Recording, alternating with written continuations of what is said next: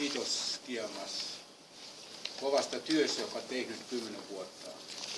Mä olin varmasti yksi niitä ensimmäisiä, joka tuli ulkopuolelta mukaan, joka ei kuulu varsinaiseen ryhmään. Ja tämä oli loistava tilaisuus, ei vain minulle, kuin monille muillekin.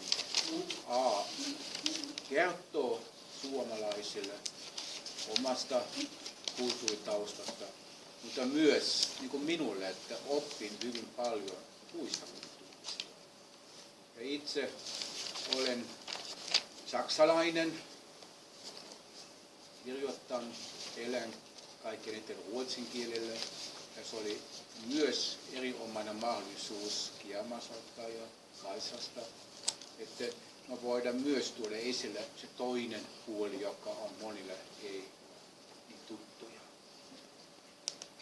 Koska tämä on kaksikielinen maa ja mä olin mukana monessa ohjelmissa, jossa sitten keskustellaan, että pitäisikö olla tätä kieltä vai toista kieltä vai päinvastoin vai kumpakaan vai kaikkia.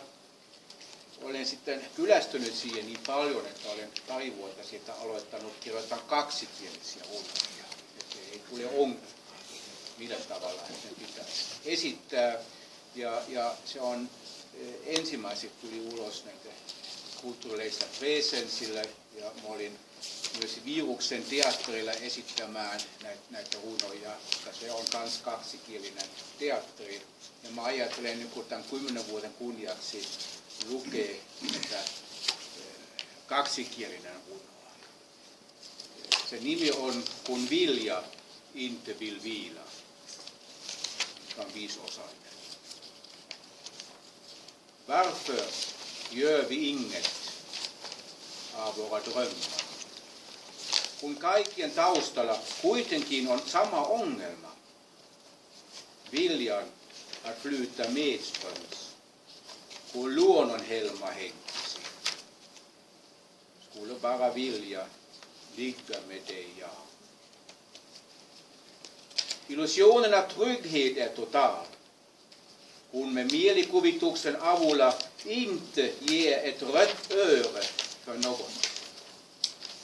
Vaan nukumme sitkeästi. Skulle bara vilja att något har mig kär. Det är enbart viljan som driver mig.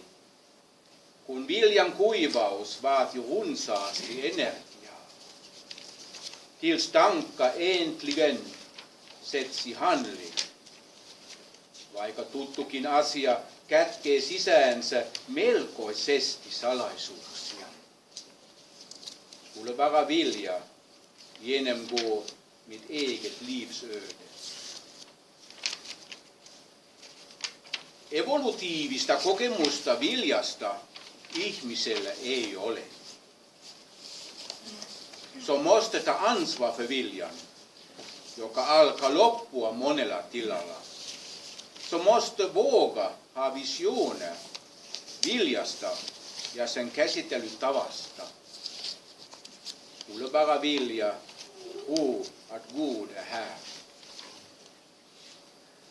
Kärlekens makt som ändå världen bär, pian hahmoja nostataan.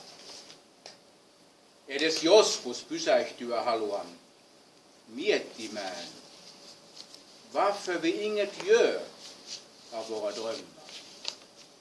Ja tystnar nog, kunnes annat vastauksen. Kiitoksia, tack.